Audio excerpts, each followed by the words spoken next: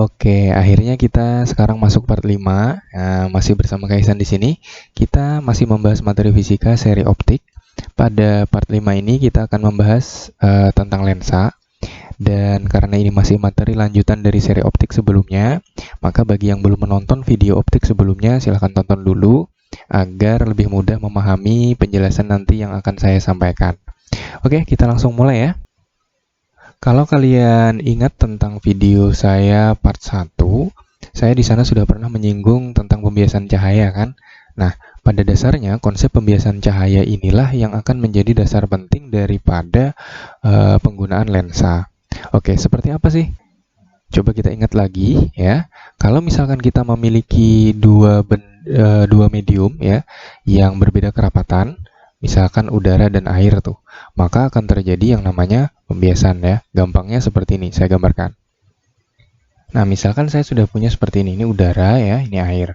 Udara itu kan kurang rapat ya, mediumnya kurang rapat, sementara air itu mediumnya lebih rapat. Misalkan saya punya cahaya nih, nah, cahaya ini dia bergerak dari medium rapat ke medium kurang rapat, dari kurang rapat ke medium rapat. Nah, maka seharusnya kan normalnya ya, cahaya ini kan lurus aja ya. Nah, lurus aja sebenarnya seharusnya. Tetapi pada kasus yang seperti ini karena ada dua medium berbeda maka tidak terjadi hal seperti itu. Nah, yang pertama saya akan gambarkan dulu garis normal. Jangan lupa ingat ya masih ya tentang garis normal. Nah, ketika ini namanya sinar datang ya, ini sinar datang nih. Nah, maka sinar datang ini dia tidak lurus saja tetapi pada kenyataannya dia membelok nih. Nah, karena di sini lebih rapat, maka dia membeloknya adalah mendekati apa ini namanya garis normal ya. Nah, seperti itu. Maka jadi ini akan terjadi pembelokan nih, pembelokan cahaya seperti ini nih. Nah, kalau yang ini saya sebut sebagai I dan ini sebagai R, di mana I itu sendiri adalah sudut datang ya. Nah, kemudian berarti yang R ini bisa saya sebut sebagai sudut bias. Nah, kalau kita rumuskan, di sini ada indeks bias medium 1 dan indeks bias medium 2 ya. Nah, ini rumusnya sih sebenarnya simpel saja, bahwa N1 sin I sama dengan N2 sin R. Ini aja sih sebenarnya. Nah, jadi kalau kalian ingat-ingat, misalkan ada sebuah pensil ya. Nah, ini pensil nih, diletakkan di dalam air. Biasanya pensilnya akan terlihat patah tuh. Nah, terlihat patah ya. Misalkan ini saya miringkan, dia akan terlihat patah nih. Kenapa ya? Karena ada pembiasan cahaya ini. Nah, pembiasan cahaya inilah sebenarnya yang akan kita pakai konsepnya pada lensa. Oke, kita bahas tentang lensa selanjutnya. Oke, pernah nggak kalian menggunakan kaca pembesar, kacamata, ataupun mikroskop deh, misalkan? Kalau pernah ya, sebenarnya pada dasarnya kalian sudah pernah menggunakan lensa itu sendiri. Nah, kenapa seperti itu? Ya karena memang alat-alat tadi itu prinsip kerjanya adalah ya lensa itu sendiri. Nah, lensa ini sendiri sebenarnya sudah dikenal nih oleh orang-orang zaman dahulu, zaman-zaman abad pertengahan gitulah kira-kira. Sama orang-orang Yunani, orang-orang Arab itu sudah sangat familiar dengan yang namanya lensa. Nah, mereka menggunakan lensa ini banyak nih untuk sebagai teropong, ya, untuk mikroskop dan seterusnya. Nah, alat-alat yang sekarang yang lebih canggih lagi mengenai lensa ya tentu saja adalah kamera tuh. Nah, kamera itu adalah penemuan terbaru ya berkaitan dengan lensa yang sangat berguna sekali dalam kehidupan kita sehari-hari. Nah, oleh karena itu nggak ada salahnya lah kita belajar mengenai lensa ini. Lensa sendiri sebenarnya itu apa sih? Nah, saya definisikan dulu ya lensanya. Nah, secara definisi sih gampangnya lensa itu ya benda bening yang tembus cahaya dan terdiri atas dua bidang lengkung atau satu bidang lengkung dan satu bidang datar. Sederhananya sih seperti itu kalau lensa yang berkaitan dengan cahaya. Nah, permukaan lengkung pada lensa sendiri itu merupakan bagian dari permukaan bola. Nah, lensa yang demikian itu bisa juga kita sebut sebagai lensa sferis. Ya, permukaan lensa sferis itu dapat berupa keduanya bisa cembung, keduanya cekung, atau gabungan cembung-cekung lah pokoknya. Dan kebanyakan lensa ini biasanya dibentuk atau dibuat dari kaca ya biasanya ya, kaca atau plastik biasanya bisa seperti itu. Nah, kemudian selanjutnya yang akan kita bahas adalah macam-macam lensa. Nah, macam-macam lensa sendiri gampangnya sih sebenarnya ada dua nih, lensa cembung dan lensa cekung. Jadi itu yang akan menjadi fokus kita. Ya, kita coba bahas deh satu persatu. Nah, yang pertama lensa cembung deh. Nah, ini saya udah punya lensa cembung nih. Nah, lensa cembung itu biasa disebut juga lensa konveks ya. Kemudian bisa juga disebut lensa konvergen ya, atau juga bisa disebut lensa positif ya, sama aja ini sebenarnya. Nah, lensa ini sendiri dia dapat dibedakan menjadi 3 macam ya, yaitu yang pertama itu double cembung ya, atau cembungnya double ganda ya, namanya biconvex yang ini nih, cembungnya 2 ya. Kemudian plan konveks, nah cembungnya cuma 1 nih, di sebelahnya itu adalah datar. Kemudian yang sampingnya itu cekung ya, sininya cembung 1. Nah, ini yang dinamakan dengan lensa konveks konkav. Nah, seperti itu aja bedanya. Nah, selanjutnya adalah lensa cekung ya. Lensa cekung ini bisa juga disebut sebagai lensa konkav nih. Nah, lensa konkav. Kemudian bisa juga disebut lensa divergen ya. Kemudian bisa juga disebut lensa negatif. Nah, kemudian sama sih seperti pada lensa cembung, dia punya beberapa jenis ya.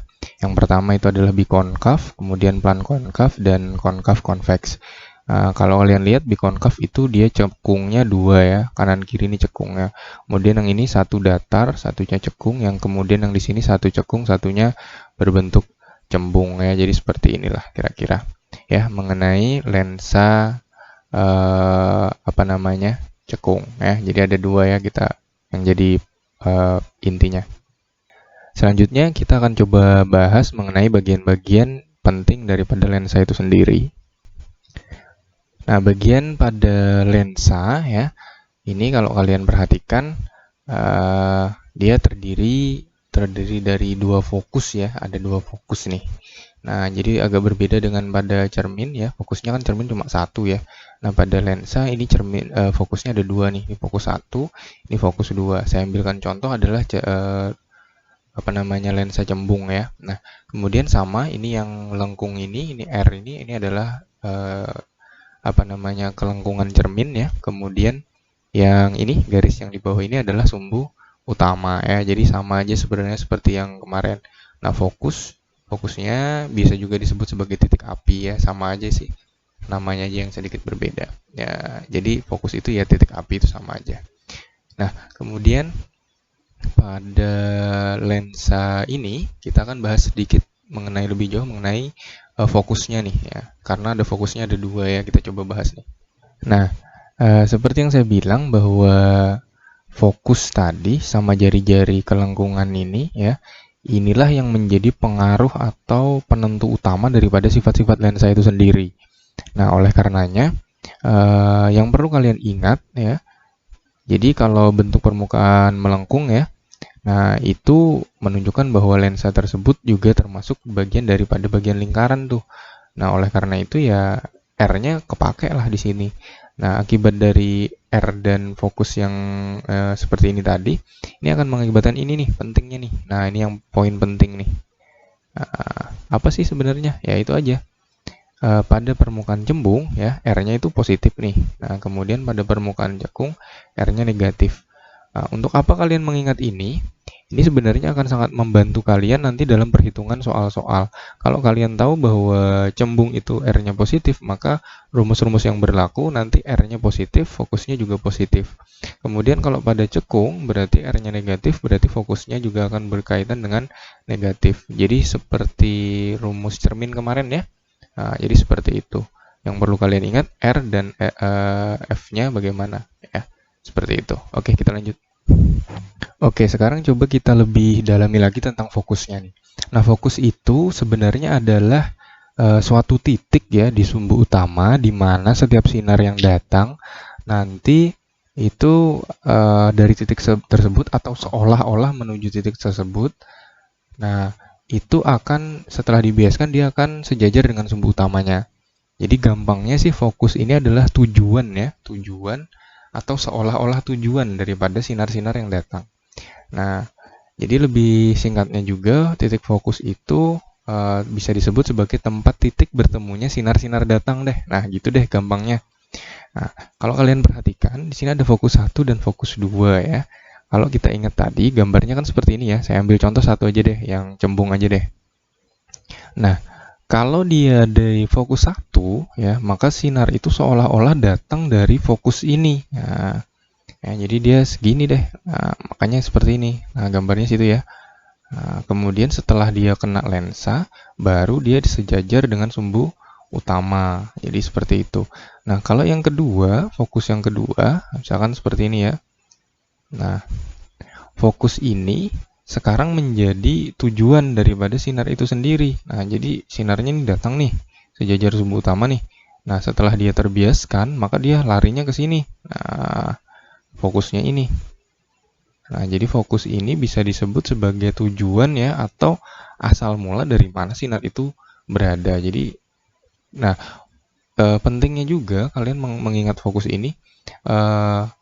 Kalau kalian menggambar ya, dan tidak menuju ke sini, itu akan susah sekali menggambar nanti bagaimana bayangan yang akan terbentuk. Kira-kira seperti itu. Nah, untuk yang cermin cekung ya juga sama ya, sifatnya seperti itu. Tetapi pada cermin cekung di sini sinarnya coba lihat ya. Kalau sini fokus yang ini di sinar datang seolah-olah mau ingin menuju fokus ya. Tetapi nah ini dibiaskan ke sana ya. Nah, ini perpanjangan sinar datang ya. Kayak kira-kira seperti itu. Oke, kita lanjut ya. Nah, yang jadi poin utama adalah bagaimana pembentukan bayangan pada lensa. Nah, sebenarnya pada pembentukan dan sifat bayangan pada lensa ini akan sangat mudah jika kita mengingat perjanjian tanda dan juga dalil esbah. Nah, seperti apa sih? Oke, saya tuliskan di sini nih. Oke, ini dia perjanjian tanda dan dalil esbahnya. Ada 6 ya, saya rangkumkan menjadi 6. Nah, yang pertama adalah semua lukisan itu dibuat mendatangkan sinar dari arah kiri tuh. Kemudian ke arah kanan. Jadi dari kiri ke kanan tuh. Nah, kemudian yang kedua, ruang benda itu kita pakai Romawi ya, huruf Romawi 1 2 3 4. Ruang bayangan juga 1 2 3 4, tetapi kita menggunakan huruf Latin. Kenapa ada 4? Ya, karena sebenarnya sama aja sih sebenarnya dengan cermin kemarin. Nah, kemudian kalau kita totalkan, nah ini dia yang penting nih. Jumlah nomor ruang benda ditambah dengan ruang bayangan itu selalu 5. Ya, ini akan sangat mudah menentukan bagaimana bayangan nanti terbentuk. Kemudian jika bendanya nyata, ya untuk benda yang nyata dan tegak nih, ini syaratnya nih, benda nyata dan tegak, maka bayangan yang terbentuk itu di belakang lensa. Kalau dia terbentuk di belakang lensa, dia akan nyata dan terbalik. Kalau dia bayangannya terbentuk di depan lensa, dia akan disebut maya. Nah, jadi dan tegak ya, jadi seperti itu. Kemudian untuk bagaimana perbesarannya, gampang aja. Kita lihat nomor ruang bayangan dan nomor ruang benda nih. Jika nomor ruang bayangannya itu lebih gede dibandingkan nomor ruang benda, maka bayangannya juga lebih besar dibandingkan dengan bendanya. Nah, gitu ya. Jadi lebih besar dibandingkan bendanya, dan begitu pula sebaliknya. Kalau misalkan nomor ruang bayangannya lebih kecil daripada ruang benda, maka ya bayangannya otomatis lebih kecil dibandingkan dengan bendanya. Oke, saya contohkan ya seperti ini. Nah, saya punya nih benda lensa cembung dulu deh. Lensa cembung ya. Nah, ini ya coba kalian lihat ya. Nah, sama nih. Yang di atas ini 3 ya. Kemudian 2, kemudian 1. Nah, semua di sini ini 4. Nah, ini adalah ruang dari benda. Jadi ini ruang benda ya. Nah, ruang benda. Ruang bendanya berarti ini di antara sini ya. Saya potong deh gitu deh biar jelas. Nah, jadi benda kalau diletakkan di sini, ini namanya benda berada di ruang 1. Kalau benda saya letakkan di antara fokus dan jari-jari lensa, maka ini ruang 2. Kalau dia lewat daripada kelengkungan lensa tadi, dia ruang 3. Ini bendanya seperti itu. Kemudian ini benda di ruang 4-nya ya, seperti itu. Nah, kemudian bayangannya. Nah, di mana bayangannya? Bayangannya di sini nih. Yang di sini semua ini namanya ruang 4 nih. Nah, ini ruang 4. Oke. Kemudian di sini ini ruang 1, ini ruang 2, dan ini ruang 3. Ya, di sini. Nah, ini bayangan yang ini nih. Nah, Udah deh gitu doang. Jadi kalau misalkan nanti benda, misalkan ya, saya letakkan di ruang 2 misalkan. Benda saya letakkan di ruang 2. Berarti menurut dalil esbah, maka dia 2 tambah titik-titik ya. Berarti di sini saya tulis ya. 2 tambah titik-titik supaya 5 tuh, berarti 3 ya. Nah, berarti 3 berarti dia terbentuknya di sini nih, di ruang 3. Nah, bagaimana? Bayangannya diperbesar atau diperkecil? Nah, kita lihat lagi nih dalil esbahnya nih. Kalau dia ruang bayangan dan ruang bendanya, jika misalkan ruang bayangannya lebih besar dibandingkan ruang benda, maka bendanya diperbesar ya kan? Bayangannya diperbesar. Begitu pula sebaliknya. Sekarang kita lihat nih. Ini ruang benda nih. Nah, ini ruang benda. Ini ruang bayangan. Nah, 2 dan 3 gede mana? Gede 3 kan? Nah, berarti kalau gede 3, bayangannya berarti lebih besar dibandingkan bendanya. Berarti ini seharusnya nanti dia akan diperbesar. Udah, gitu aja. Simpelnya. Gampang ya. Kalau ruang 3, berarti dia otomatis di mana? Di ruang 1. Kalau 1 di 4 dan seterusnya. Oke, kira-kira seperti itu. Nah, kalau cermin cekung, lensa cekung, gimana? Nah, gambaran pada lensa cekung, ya ini seperti ini. Nah, ini ruang benda ini semua ini disebut ruang 4 nih. Nah, ini ruang benda nih ya. Semuanya nih, semua yang di sini nih ruang 4 nih. Di sini nih semua, di sini nih ruang 4 semua nih ya. Nah, kemudian yang di sini, nah baru di sini nih ruang benda 1, ruang benda 2, ruang benda 3. Nah, sesuai dalil esbah berarti gampang banget nih bisa ditebak nih. Kalau dia ruang 4, benda kan cuma bisa dari kiri ke kanan ya. Nah, berarti benda diletakkan di sini di ruang 4 nih. Berarti nah, seperti apa bayangannya? Nah, sekarang saya kasih tahu dulu. Yang di bawah sini, nah ini bayangan 3, ruang 3, ini ruang 2, ini ruang 1. Nah, kemudian yang di sini semuanya ruang 4. Nah, ini ruang bayangan ya. Nah, artinya apa? Kalau ruang benda saya letakkan di ruang 4 ya. Berarti sesuai dalil esbah berarti ruangnya kalau misalkan bendanya 4, ruang benda, oke saya batasin nih. Nah, ruang benda tambah R bayangan ya sama dengan 5. Berarti ruang bendanya berapa nih? Ruang bendanya kan 4 tuh. 4 ditambah berapa supaya 5 nih? Pasti 1 kan? Nah, berarti bayangan selalu di sini nih. Karena bendanya kan cuma bisa diletakkan di ruang 4, berarti ya bayangan pasti di sini terus.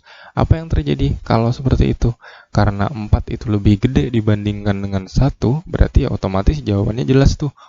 Nah, bayangannya nanti di ruang 1 ini adalah diperkecil kan? Nah, kenapa? Karena ya itu tadi ruang bendanya lebih gede dibandingkan ruangan bayangannya. Nah, dalil esbah yang ke-6 nih yang menjelaskan itu. Jadi dia nanti kalau diletakkan di sini ya pasti diperkecil dan letaknya selalu di ruang 1 ini ya. Jadi ini ruang 1, 2, 3 ya. Ini 4 semua. Ini ruang benda di semua yang di atas saya kasih namakan sebagai ruang benda. Kira-kira seperti itu ya. Mudah-mudahan paham. Oke, kita lanjut lagi. Oke, untuk secara spesifiknya kita akan bahas satu persatu nih. Tadi lensanya kan ada 2 tuh. Kita coba uraikan satu persatu. Yang pertama dulu lensa cembung dulu deh. Nah, untuk menggambar pembentukan bayangan pada lensa cembung, maka kita perlu mengingat sama seperti kemarin pada cermin ya, ada yang namanya sinar istimewa. Nah, pada lensa cembung juga ada sinar istimewa tuh.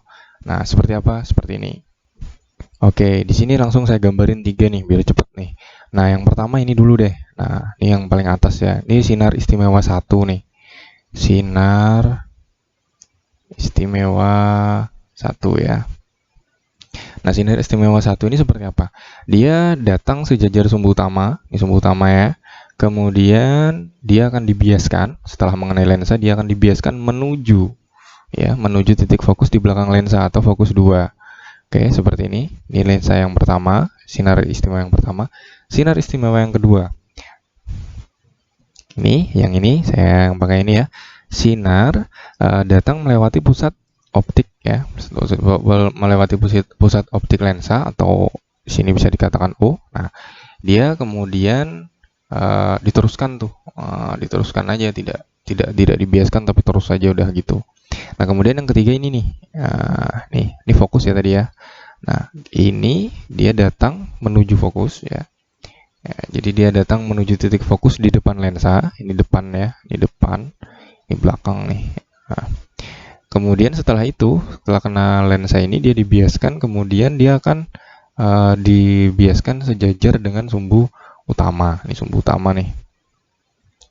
Udah gitu doang. Jadi ada tiga sinar ya yang perlu kalian ketahui mengenai sinar istimewa pada pada lensa cembung. Dengan tiga sinar ini, nanti kalian akan dengan mudah menentukan bayangan yang terbentuk. Coba kita bahas ya, bagaimana pembentukan bayangannya nih. Oke, sekarang saya sudah punya gambaran mengenai lensa cembung nih. Saya ingin menggambarkan bagaimana bayangan yang terbentuk ya. Misal ya, saya sembarang aja bikin sebuah benda di sini ya. Nah, di sini kira-kira seperti ini. Ini saya letakkan benda di ruang 3 ya. Ini benda di ruang 3. Kemudian di antara ini fokus dan ini ya, ini fokus 1, ini R1 ya. Di sini berarti benda di ruang 2, ini benda di ruang 1 gitu ya. Nah, kemudian bagian bawah sini semuanya ya, dari sini ke sini. Nah, ini semuanya ini dari sini ke sini, ini berarti ruang bayangan 4 ya. Sementara yang di sini ke sini ini semuanya adalah ruang benda 4. Berarti di sini ruang bayangan 1, bayangan 2, bayangan 3. Ruangnya di sini ya. Ini F1 nih. Ini R2 F1, F2 dan R2, sorry. Nah, sekarang kita akan coba bagaimana menggambarkan ini. Kita akan pakai sinar istimewa yang ada di sini tadi. Ini sinar istimewa 1, 2 dan 3. Oke, kita akan coba ya. Oke, yang pertama saya pakai adalah ini. Dia menuju ke sini ya. Sinar 1 saya pakai yang ini. Kemudian setelah dia dikena lensa sini, kemudian dia akan dibiaskan menuju titik fokus ya. Seperti itu ya. Oke, yang kedua saya pakai adalah sinar ini nih. Sinar kedua ini ya. Nah, dia menuju titik pusat lensa ya, tanpa dibiaskan. Nah, seperti ini berarti menuju ke sana. Nah, oke, udah kira-kira seperti itu. Nah, coba sekarang lihat pertemuan daripada dua sinar ini tadi, sinar bias ini tadi, ada pertemuan titik ya, di sini nih berarti nih. Nah, ada titik nih. Nah, kalau kalian lihat, ini di ruang berapa? Ruang 2 kan? Nah, ini memenuhi dalil esbah nih. Nah, coba kita ingat-ingat tadi dalil esbah. Nah, ruang benda ya tambah ruang bayangan itu sama dengan 5. Nah, ruang bendanya di ruang 3 ini ya. Nah, berarti 3. Kemudian dia berada di berarti 3 tambah titik-titik supaya 5. Berarti otomatis ya 2 kan. Nah, terbentuk di sini. Bener nggak? Nah, berarti terbentuk nih sesuai nih dengan dalil esbah tadi. Bahwa 3 plus 2 sama dengan 5. Kemudian kalau kalian ingat lagi dalil esbah yang ke-6 ya tadi yang saya tuliskan yang ke-6 ya. Nah, kalau dia lebih besar bendanya, sorry ya, nomor ruangnya ini lebih besar, ini 3 ya, dibandingkan 2 kan gedean 3 tuh. Nah, maka bendanya otomatis dia yang lebih besar itulah yang akan lebih besar. Ini lebih gede kan, nah ini lebih kecil juga kan, berarti 3 dan 2 kan gedean 3 ya, berarti benar aja dia diperkecil. Kemudian juga bayangan yang terbentuk kan kalau dia tegak, di sini pasti dia akan terbalik. Ya sudah, ini sesuai dengan apa yang kita pelajari tadi. Kira-kira seperti itu untuk melukiskan pembentukan bayangan pada lensa cembung. Nah, kalau misalkan dia di ruang 2, berarti ruang 2 taruh aja di sini. Ya, berarti bayangan di ruang berapa tuh? Berarti ruang 3 ya di sini. Kemudian kalau ruang 1 berarti di mana? Ruang 4 berarti di mana? Ya di sini. Nah, seperti itu. Di sini ya kira-kira nanti ya. Jadi kalian bisa bereksperimen lagi bagaimana bayangan yang terbentuk pada lensa cembung. Selanjutnya kita akan bahas mengenai lensa cekung. Nah, untuk membahas mengenai pembentukan bayangan pada lensa cekung, sama kita juga perlu tahu mengenai sinar istimewanya seperti apa. Langsung aja deh. Nah, sinar istimewa yang pertama itu gampang nih. Nah, sinarnya yang ini. Nah, dia sedatang sejajar sumbu utama setelah mengenai benda ya. Dia datang sejajar sumbu utama, kemudian dia dibiaskan. Nah, dibiaskan itu seolah-olah berasal dari titik fokus 1. Ini fokus 1. Ini fokus 2. Jadi seolah-olah datang dari sini nih. Nah, jadi kalau kalian tarik garis lurus dia segini. Kemudian yang kedua itu dia datang ini ya menuju fokus nih, menuju fokus nih. Nah, menuju fokus 2. Ini yang dituju nih sebenarnya. Ini kalau kalian garis putus-putus ya. Nah, ini sebenarnya lurus nih. Nah, dia menuju fokus 2 nih sebenarnya. Nah, tetapi kemudian tapi tidak menuju ke sini. Dia dibiaskan sejajar dengan sumbu utama. Dia menujunya doang, cuma dia dibiaskannya sejajar sumbu utama. Jadi ini nggak ada nih sebenarnya nih. Nah, kemudian sejajar sumbu utama ya, kemudian ke sana. Nah, diteruskan sana perpanjangan sinar biasnya. Kayak kira-kira seperti itu. Nah, yang ketiga ini aja. Dia datang setelah mengenai benda, dia menuju apa ini namanya pusat lensa ya, pusat lensa optik. Dia menuju sini tidak dibiaskan tetapi diteruskan aja. Udah, jadi seperti itu. Nah, bedanya cuma di sini tadi ya, dia seolah-olah menuju fokus 2 yang kedua ini tadi. Udah, kira-kira seperti itu. Selanjutnya kita akan coba menggambarkan bagaimana pembentukan bayangan pada lensa cekung. Nah, untuk yang cermin cekung saya punya nih seperti ini ya, sebuah benda saya letakkan di uh, ruang 4 ya. Ini ruang 4. Jadi kalau di sini kan tadi seperti itu ya. 4 semuanya di sini ya. Oke, sebentar. Oke, di sini 4 semua nih. Nah, semua sini 4 ya. Kemudian ruangan bayangannya yang di sini 1 ya. Oke, ini 1, ini 2, ini 3. Kemudian di sini semua 4. Nah, yang di sini 1, 2, 3 gitu ya. Oh, sorry. Huruf ini ya, 1, 2, 3 biar berbeda tadi kan seperti itu ya. Nah, kita akan coba bagaimana gambarkan pembentukan bayangannya. Oke, yang pertama saya pakai dulu yang ini ya, sinar 1 dulu deh, sini ya. Nah, kemudian setelah itu dia akan dibiaskan seolah-olah menuju pusat fokus ya, seolah-olah ke sini ya. Nah, seolah-olah ke sini ini saya tarik panjang gitu. Nah, seperti itu ya. Tapi yang ini diputus-putus nih. Oke, ini sinar 1 tadi ya, sinar 1 seperti ini. Jadi seolah-olah dia mau dibiaskan ke fokus sini ya. Nah, seperti itu. Kemudian dia lari ke sana. Nah, kemudian saya pakai akan sinar yang 2 nih, yang ini nih.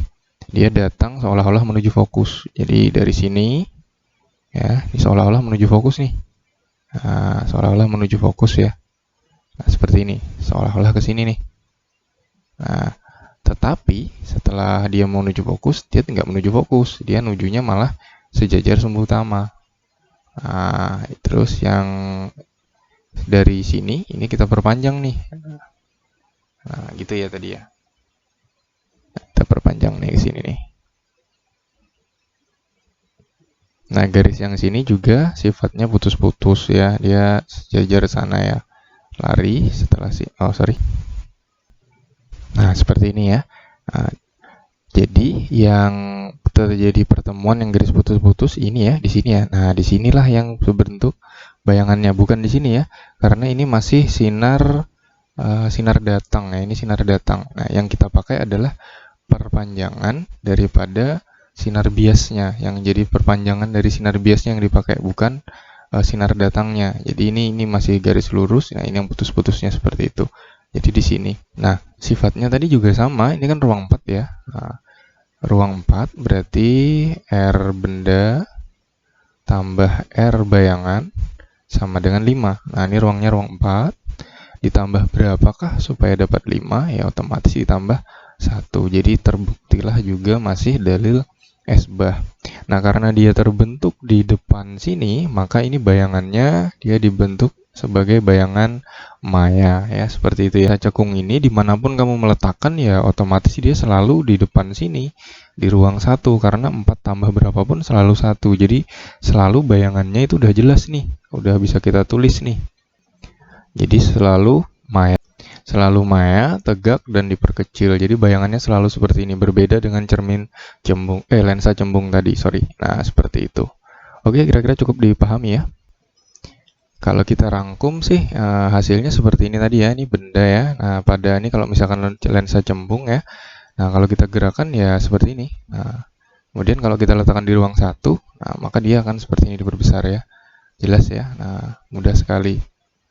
Nah, semakin jauh dia akan semakin diperkecil, sama seperti yang kita hitung tadi. Kalau lensa cekung juga sama nih, lensa cekung nih. Nah, lensa cekung kan dia gini aja. Semakin jauh dari lensanya dia akan semakin diperkecil.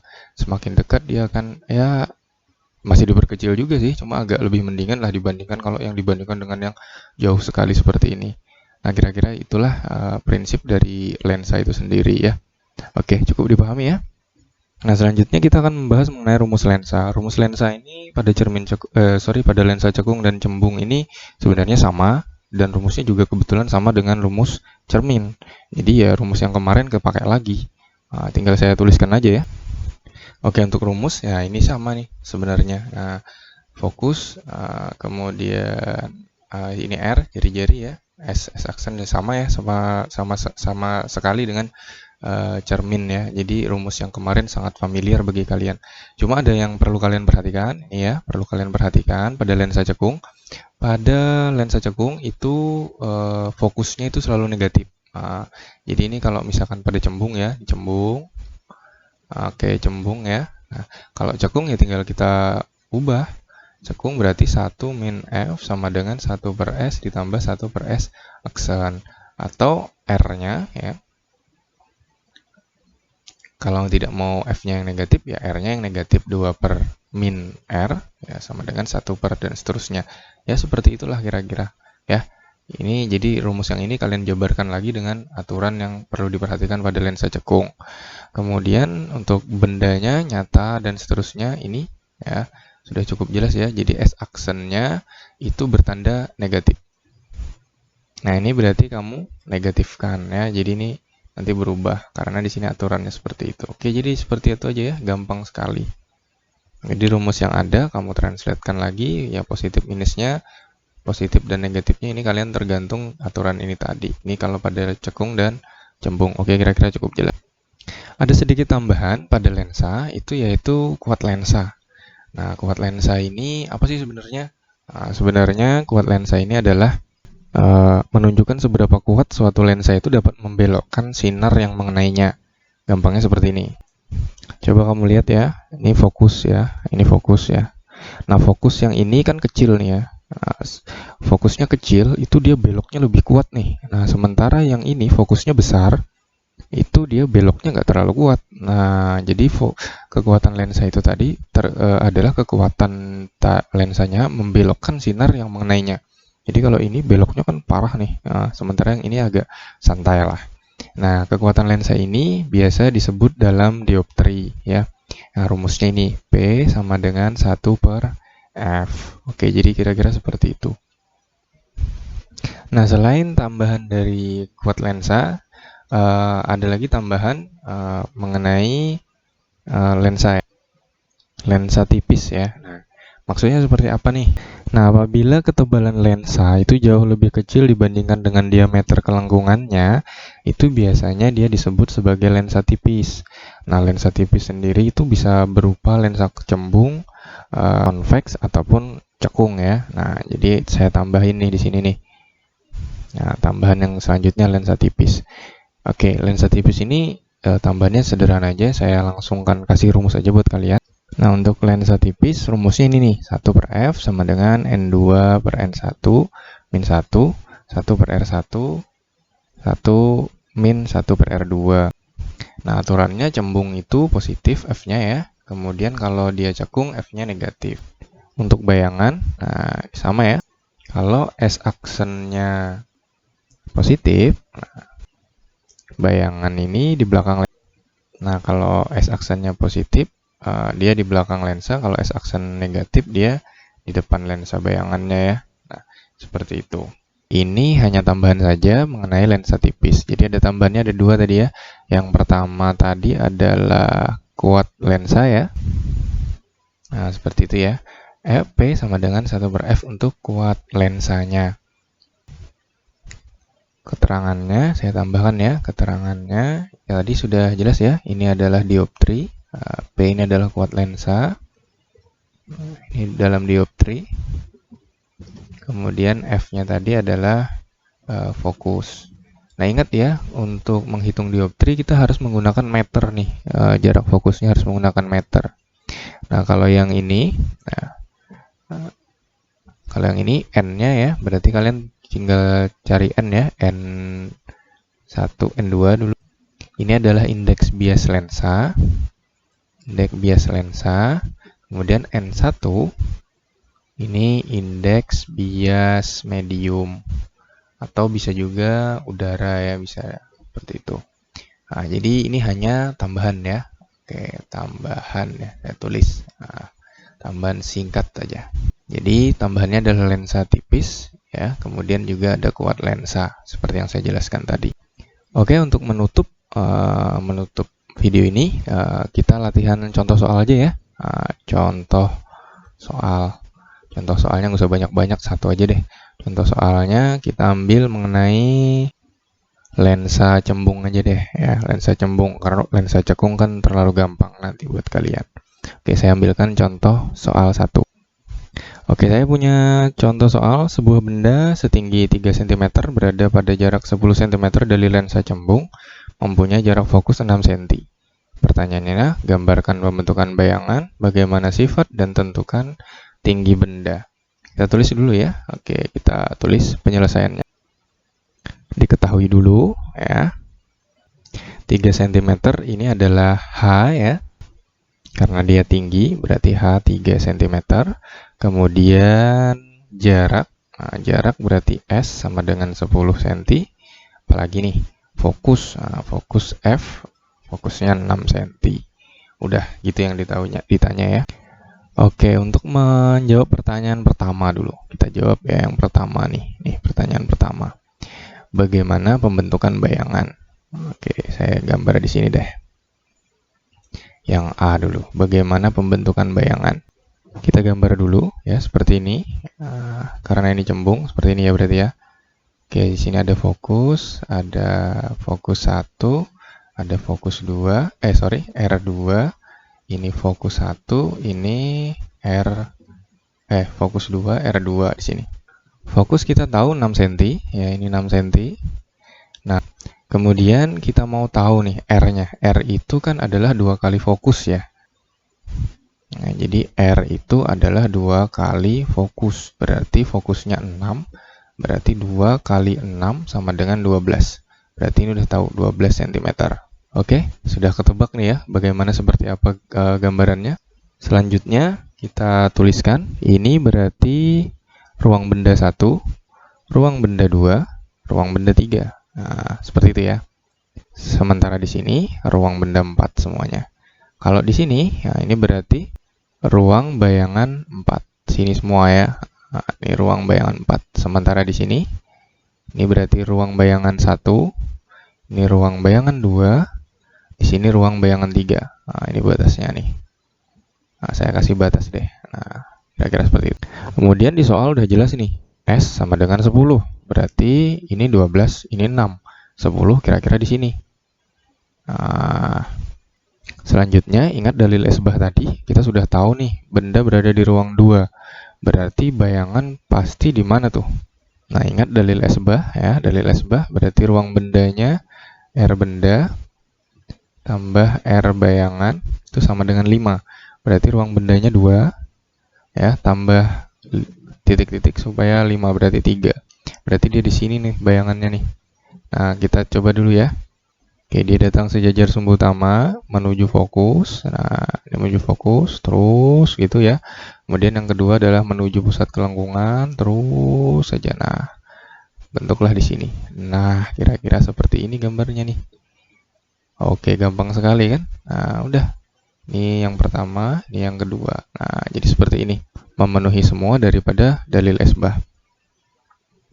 Kemudian yang kedua nih, pertanyaan bagaimana sifat bayangan? Nah, B. Sifat bayangan gampang nih, kita lihat nih. Dia terbalik ya. Nah, berarti sifat bayangannya dia terbalik. 1. Kemudian karena dia di belakang lensa, ya, maka otomatis dia adalah nyata, ya kan?